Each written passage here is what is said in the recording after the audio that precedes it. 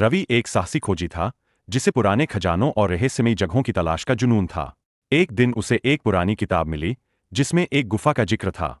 कहा जाता था कि इस गुफा में एक राजा का छिपा हुआ खजाना है, जिसे अब तक कोई नहीं खोज पाया। किताब में एक नक्शा था।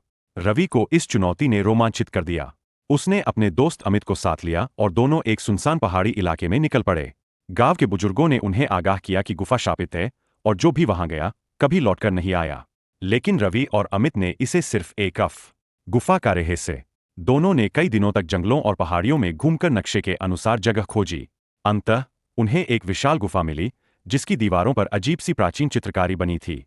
अंदर जाते ही ठंडी हवा का झोंका महसूस हुआ और मशाल जलाते ही चमगादड़ उड़ गए। गुफा के अंदर कई रास्ते थे, लेकिन किताब में लिखे संकेतों के अनुसार उन्होंने एक खास रास्ता चुना। चलते चलते वे एक बड़े कक्ष में पहुंचे, जहां जमीन पर शतरंज की बिसात जैसी टाइलें बनी थीं। जैसे ही रवि ने आगे कदम रखा, जमीन हिलने लगी। रवि को समझ आया कि यह शतरंज की बिसात की तरह एक पहेली थी। उन्होंने ध्यान से पैटर्न को देखा और सही टाइल्स पर कदम रखकर आगे बढ़े। एक गलत कदम और जमीन में गहरा गड्ढा खुल सकता था। आखिरकार वे एक कक्ष में पहुंचे, जहां सोने चांदी के सिक्कों से भरे बक्से और रवि ने दीवारों पर बनी नक्काशी को देखा और समझ गया कि खजाने का एक हिस्सा उठाने से ही रास्ता खुलेगा।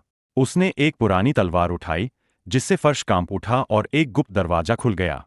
वे दौड़ते हुए बाहर निकले और गुफा के बाहर आ गए। गांव लौटकर उन्होंने खजाने का एक हिस्सा मंदिर को दान कर दिया और बाकी को सरकार को सौंप दिया। उनकी बहादुरी की कहानी पूरे इलाके में फैल गई और वे इतिहास में अमर हो गए। लेकिन क्या गुफा में अभी भी कुछ छिपा था? कोई और रहस्य? शायद यह खोज अभी खत्म नहीं हुई थी। कहानी अच्छी लगी हो तो हमारे चैनल को लाइक करें और सब्सक्राइब करें। धन्यवाद।